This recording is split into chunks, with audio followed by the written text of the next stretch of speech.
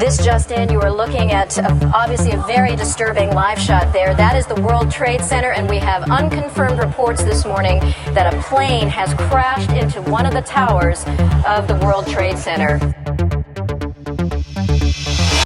Going into space, mathematics, quantum mechanics, the secrets of the universe. It's all there. Life is fiery with its beauty, its incredible detail. Tuning into it, they want to shatter your mind. Talking about Justin Bieber.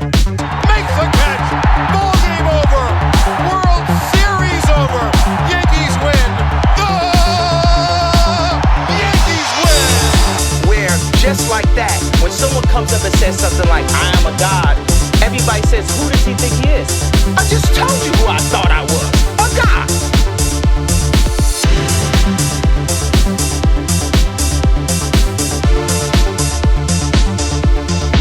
Do not come.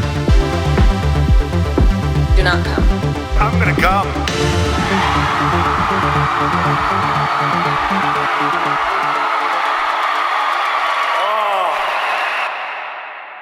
All right.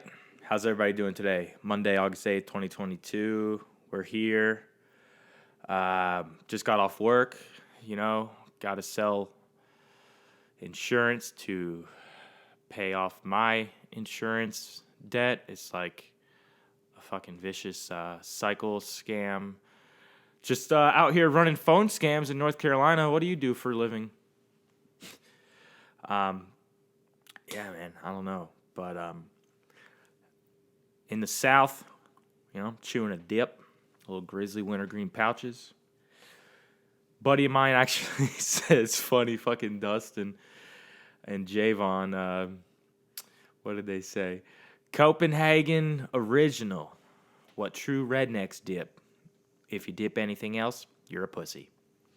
Well, guys, I guess I am a pussy. So, doing that with a little ginger ale to help with the stomach ailments. I don't have any stomach ailments, but I did have Chipotle today, so do with that information what you will. Happy to be off work, clocked out right at 5 o'clock, just like a good employee should. Try to do a little bit with my life here. Instead of laying on the couch, I thought, hey, why don't you be fucking productive and just talk shit, Nah, don't go to the gym, don't exercise your body, don't read a book or get smarter or, study something or, work on some math or learn how to build a rocket. No, just sit here with your hand up your ass and talk shit. So that's what we're doing. That's all we're doing today. And I don't know, it's kind of, like I said on the first one, it's kind of a form of meditation. Just like jiu-jitsu is, just kind of being here, being present. I'm not thinking about other things right now, I'm not worried about Ukraine or ISIS. Remember when that was a thing? Or anything, really, except for what's the next word that's going to come out of my mouth. That's it. Really, I'm very present right now. What are the thing they say? Yesterday is history. Tomorrow is a mystery. Today is a gift. That's why it's called the present. Oh, how cute. Where'd you hear that from? Heard that from AOL back in 2000. It was on my dad's profile or whatever the AOL things were called. Remember AIM? AIM? Can you go on AIM? Hop on there. My screen name was NBA Jam 900. I was 3'6".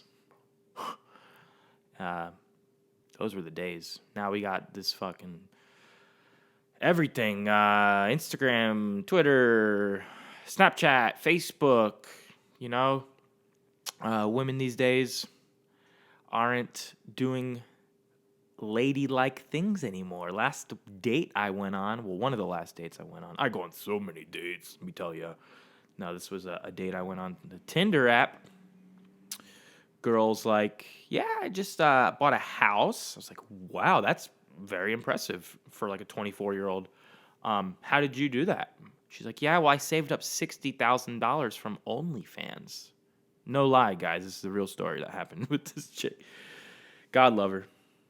We wish her well. tease off. No, but yeah, so she was flipping her bean on Only, and bought a crib, bought a bunch of furniture and stuff with it, and yeah, but that's just not someone you want to take home to mom. So, we wish her well. Anyway, like I was saying, a little bit of this pod being a form of meditation and therapy. It's therapeutic, So I kind of wanted to just talk about therapy a little bit with you because, again, this is the healing generation. We talk about our feelings. They used to say, be a man up.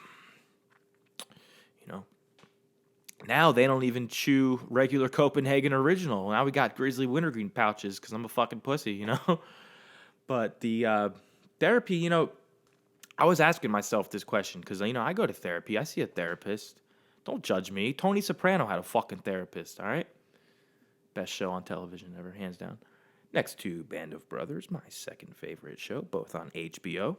Shout out to HBO. Therapy, though, it's interesting because it works when you're in it.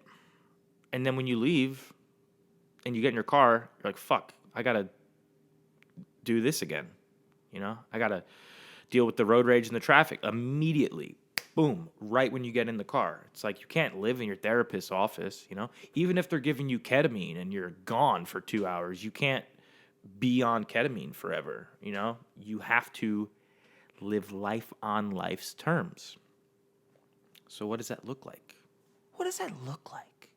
Set your intention. Sit with that. I don't know what that looks like. The more I learn, the less I know. That's a really good saying, and I finally understand what that means. But, I don't know if it has any long-term benefits. Maybe a little. Maybe years of therapy will give you, a year of self-discipline. But will a lifetime of therapy give you enlightenment? I don't think so. Did that make sense? I don't know. But we're going to find out. I'm just saying, though, the Buddha was never, the Buddha was the only one. But, the Dalai Lama or fucking these people out here, these gurus, I hate that word. It makes me cringe. Someone pull up that cringe meme. But it literally kind of makes me cringe. But there's no one on planet Earth today living in the physical form who is fully enlightened, right? You talk to the Dalai Lama, he'll probably say that he has bad days too. He gets angry. He checks his anger. He's able to look at it from a objective point of view, talking about being the subject and the object experience. If anybody knows what this is pretty interesting. It's basically rather than being your problems and feeling like you are your problems, they say to take a step back and be the observer of the problem. So you're not the subject. You're not the problem itself. You are the observer of that problem. Just like I'm not my thoughts. I'm the one that is paying attention to my thoughts. Wow, Kai, that was a dirty thought. Don't think that. That's ego. That's judgment. The self is forever here. So I don't know. I did learn that in therapy, so I guess it did a little something. But what I'm saying is I'm still fucked up. I'm still crazy.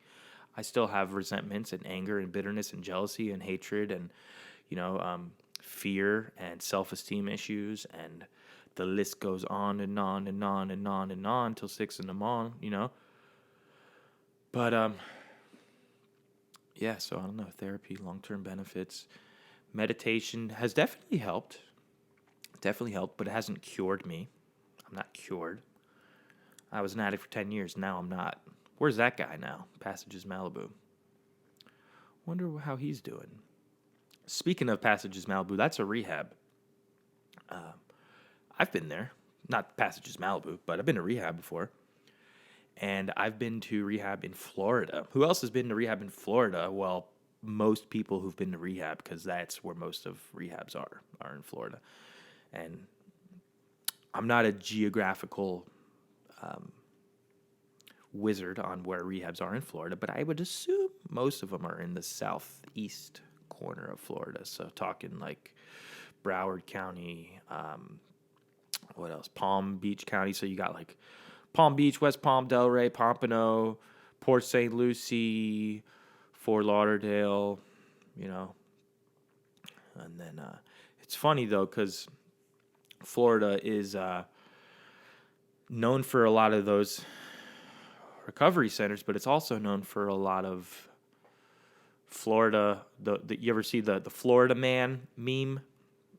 A lot of crazies.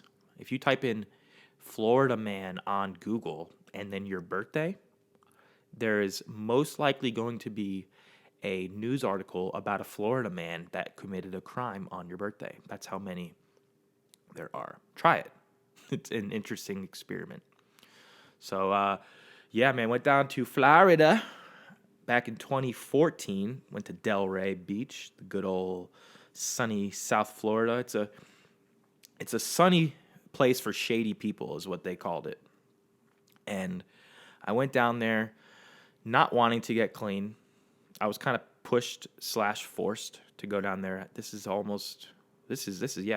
8 years ago. 8 years ago in June. 8 years and 2 months. So specific. Stop being so specific. See, that's the judgment. But went down, not ready to get clean. My brother was down. Oh, well, broke someone's anonymity. Someone I knew was down there and basically said, hey, we got a bed for you. Come on down. I had nothing to lose. I was doing what? Working at Papa John's, stealing pizzas. You know, I would even go as far as saying this. I've brought an empty box of pizza with a $20 bill in it to someone's house, pretending I was giving them a pizza, and they would hand me something in a bag. True story. I'm cooler than you. No. $20. Come on, I'm not like I was a fucking kingpin. You go to rehab, you go to detox. Everybody was a kingpin. There was one guy from Virginia, and he had an Eagles tattoo on his leg, so he probably moved from Philly he probably moved from a very nice area outside of Philadelphia in a suburb to Virginia when he was like 8, and he just always told people he was from Philly. That's how a lot of people are in South Florida. I'm from Philly. Then turns out they grew up on a, country club in Charlotte or something and have a trust fund. But I remember this kid, not even joking around with you right now, he said, if you bought weed in Virginia, you probably bought your weed from me. Dude, pull up that cringe meme again, because that is fucking cringe. I need like a sound effect. The cringe alert. Maybe that'll come next time. But yeah, that happened. And what else happened in Florida? Florida was actually interesting. I was so young, dude. I was 21, turning 22 when I was down there. And I was in a toxic relationship. I had like negative $200 in my bank account. I had an over $200 monthly car payment. So it wasn't good. Let's just say this. I ended up staying in Florida for about 60 days and coming back home. And I remember the tech that was working at the inpatient PHP rehab that I was at called Real Life Recovery. They ended up getting shut down by the FBI for insurance fraud. No lie. Same with a lot of treatment centers down there. It happened. But Real Life Recovery was like the first one. No bullshit. Google it. But the tech, when I said I was going home and I was ready, she was like, okay, well, we'll see you back next time. Like she knew I was going to, get high again. And I was like, bitch, you don't know me. I got this. Well, I didn't got this, guys, because I did the halfway house shuffle about 6 times thereafter, all the way to, 2019 or so. So, blessed be the Lord, one day at a time, just for today, all that stuff. Met some friends, had some friends in some rehabs, unfortunately, many of them have passed on. Few of them have stayed clean. And the rest of them are on OnlyFans. So that's what happens when you go to treatment. You smoke menthols and you drink Monster energy drinks and go to NA, Go to outpatient. and you get Western Union money mailed to you from your mom. And then you want to go and get all awakened and enlightened when you learn about healing and recovery and the journey. And then when you come out to a little healing town like Asheville, you turn into a I don't know how to say this without sounding judgy, guys. I'm not sounding judgy. I'm just talking. But you turn into let's say an SJW, a social justice warrior, right? These people are against capitalism, and they want to fight the system, and they want to say eat the rich. But their parents grew up in a 4,000 square foot house with a pool in the backyard. But they want to eat the rich. Even though their dad bought them a Mercedes in 9th grade, they want to eat the rich. They want to eat the rich as long as you don't take their dad's money. Everyone else but them. There's another term for that. A lot of the people in the supporting of the Black Lives Matter community, most of them are white women, first of all. Let's be very honest about that. And there's a name for them as well. And there's a little acronym in NIMBY. It stands for Not in My Backyard. So, for example, let's give her a nice white name. Stephanie will be tweeting, or Lauren, Black Lives Matter. But then when a black family or underprivileged complex moves near them, they get all offended and they want to move. So as long as, Black Lives Matter, as long as you're not in my backyard. And that's kind of how I see the Ukraine thing as well. It's like Ukraine, it's all white people in Ukraine. No one gives a fuck about Yemen. What color are people in Yemen? And I'm not trying to sound racist, but what are they, tan? Khaki? I mean, people who are in Ukraine are white, so you could see yourself in them. That's why these people feel so strongly about Ukraine. And then Ben Stiller goes over to Ukraine. I thought it was a war zone, dude. What are you doing over there? Shaking hands with a guy with a green T-shirt who hasn't washed it in 6 years, But speaking of, where was I going with this? Going on my fucking rants again. Social justice warriors and eat the rich. I was at Chipotle today, and it was right next to a Starbucks. I wonder how many Chipotles are next to Starbucks in the U.S. Probably a lot. I feel like they are very pairing together. In a nice neighborhood, Chipotle and Starbucks. It's almost as to the Pizza Hut and Taco Bell is next to each other. Or the Boost Mobile and Western Unions, right? They kind of pair nicely. It's like a Pinot Noir and a ribeye, Pairs very nice. But the thing was, I was thinking about when I was chewing on my big old fat burrito, because I'm a fat ass, was a lot of people who are against capitalism are literally tweeting from an iPhone in Starbucks. It's completely hypocritical. You're drinking a $47 cup of coffee with a $1,000 phone in your hand, being a little sarcastic. Well, the phone costs that much money, the coffee doesn't. And tweeting or whatever the new apps these kids use these days, TikToking. I don't know if that's a verb to use, but whatever, right? Eat the rich. Meanwhile, your Frappuccino has like diamond cuts in it. It's ridiculous, man. So Starbucks is pretty fire though. The nitro cold brew, it reminds me of when I used to drink Guinness on tap. The difference between a tap Guinness versus a tap like Bud Light, for example, is most draft beers are CO2 kegs or whatever. The nitro cold brew, the Guinness, those are nitrous or whatever. So it gives them a foamy, creamy, thick, rich, think chocolate taste to it. Yeah. And by the way, when I was eating my burrito, I was drinking a Coke. And I'm not a huge soda guy. I'll drink ginger ale because it truly helps my stomach. Thanks, Grandma. I learned that when I was like 4. But whenever I go to like Chipotle, McDonald's, I always get a fountain soda.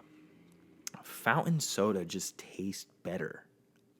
I don't know why. A fountain Coke at Chipotle? Dude. It's like fucking fentanyl, dude. I mean, literally, like, you get a can of Coke, it tastes all metally and warm, and if it's cold, you can't taste it. But the cold fountain soda at Chipotle, you can taste all of the sugar. So that's how I like my Coke. I like it with all the sugar, you know. And yeah, but mainly, you know, try to stick to water. I drink a lot of tap water. It's probably not good for you, especially the right-wing people who say the frogs are gay. They're all against drinking tap water, man. They're saying it. Look into it, man. Tap water with the fluoride and what it does for your brain, and they say it turns kids mentally retarded and stuff. It's interesting stuff there. There are so many different movements going on. Talking about movements going on, the one that didn't ever make sense to me was the whole Stop Asian Hate thing. And let me just say this before you start thinking I'm like a fascist. I haven't seen it. I mean, I've seen like one video of a guy punching a Asian woman in New York on the subway, but like, that's New York. New York is fucked up. The crime there is horrible ever since cocksucker Cuomo got in office, you know, but I don't see people hating on Asians. I know they say it stems from, you know, being against the Wuhan lab with COVID and stuff, but I just haven't seen it in real life, IRL. If you have, let me know where you've seen it, but like, I just feel like, and I know I'm late on this. I know this was like a year ago, but I just started recording this podcast 2 days ago. So I'm just trying to catch up on like some things that I've been thinking about. And I just haven't seen it. So are they saying it to like divide us and actually create this division? Or yes? You know, I mean, what's the other reasoning behind it? Unless you live in a predominantly Asian community such as San Francisco or whatever in America where there's a lot of Asians, you know, and you see it a lot. Again, Asheville's all white women named Lauren, so maybe I'm just oblivious to it. And, you know, talking about New York, speaking of New York, I remember when I was in my active use, I've done some crazy shit back in my day, like just stupid stuff, not even like cool, like people who say they like spent $3,000 in a night with like a hooker in Vegas and rented a Lambo. Like I've never done anything cool. The stuff I did was just sad and pathetic. One of the things I did when I was like 19 was I had no money, but I had a crippling drug addiction. And I had a car, and that car was, I don't know, half paid off, and it was like a 10-year-old car at the time. So what did my dumbass do? I sold it for $2,500, took the money, and moved to Brooklyn in the winter time, in February, okay? And I moved in with a friend from high school. She had an extra room for rent. And I just moved there to do drugs. And I didn't have a car, but New York is notorious for having subways. So my grand philosophy was, you can't get a DUI on a subway. You can get shit-faced and get on the train. It was one of the most miserable times of my life. It was freezing cold. I didn't know anyone except for her. She was working and she had a girlfriend, so they had their own life. And I was just there. She got me a job in a restaurant. I was bussing tables for like a really nice restaurant in Brooklyn called Traif, Traif, in Williamsburg. I wonder if they're still open. But the chef would like yell at me. Like this guy was like Gordon Ramsay in the kitchen. I mean, he was about it. He was a lifer. He was like, you know, Anthony Bourdain. Like he lived for cooking. I was just there to fund a Roxy habit. And then I'd get off, and I would take, if you know anything about the public transit, let me just tell you. Brooklyn's about an hour to get to where I'm from in Westchester County. And I had My cousin's friend was a dope dealer. And so I would get off. I would get on the subway from Brooklyn to Manhattan to Grand Central Station. Then from Grand Central, I would take the Metro North Railroad, the actual train, not the subway, the train, which is like $15 one way, all the way up to Westchester and go by like, I don't know, 2 Roxy's because that's all the money I had. And then I would take a train back. So it'd be like a 3-hour round trip, like $35, $40 in just, transportation costs. And you'd spend like $60 on the pills to feel good for what? An hour and a half. And then by the time I got to my apartment in Brooklyn, the high had gone away and it was cold and I had to wake up and go work next day. Yeah. So if you move to Brooklyn with $2,000 in the winter with a drug addiction, you're going to have a bad time. Been there, done that. Grateful for where I am today. It took years of really just maturing and pulling myself up by my bootstraps, becoming a man, and just, facing life on life's terms. So that job I didn't really like. I don't really love what I do today. It does pay the bills, and I do help people sometimes. And I don't think that I know that many people who absolutely love their job. I know maybe enough people that I could count on one hand that would probably say, yeah, I like what I do. The majority of it, my friend group, which is like 3 people, we all hate our jobs. We all call each other and complain about our jobs. And I go, thanks for letting me know how much you hate your life. It reminds me how shitty mine isn't. Yeah, like it gets me out of my head about how bad my life is. So, I mean, I guess that's one of the goals is to like love what I do, and I never looked at doing a podcast as a job ever. This is just a hobby. This is a way for me to vent to my feelings. I mean, would it be sick to like have sponsors and like talk about what I want and make a little bit of coin from it? Fuck yeah, but there's no way I'm going to be able to make enough money to just pay rent alone, especially in Biden's America where bananas are $38. It's ridiculous, So I don't know. I search, I browse. I'm on the Indeeds and the career builders looking for jobs out there and looking for that one that's here's your dream job. Haven't found it yet, but it doesn't hurt to look. The old me would have just quit my job and scrounge pennies on the dollar until I found something else. But today, at least I have the discipline to keep a job and hold a job too. I mean, shit, I've been at this company now for over a year. And, if you would have told my older self who was using back in the day, hey, you're going to have a job selling insurance for over a year and you're going to have your own place, I would have thought you were fucking crazy or crazy. Yes or yes. So I was looking on Career Builder. I was looking on Indeed. And then at the same time, I was looking at the news articles because it comes on the computer when you're there. So I don't know, man. It's all the same shit, right? Ukraine and Russia, that got old. It's boring now. Just like COVID got boring in the first 6 months. Like, we need something new. We need a nuclear war with Russia, to excite me.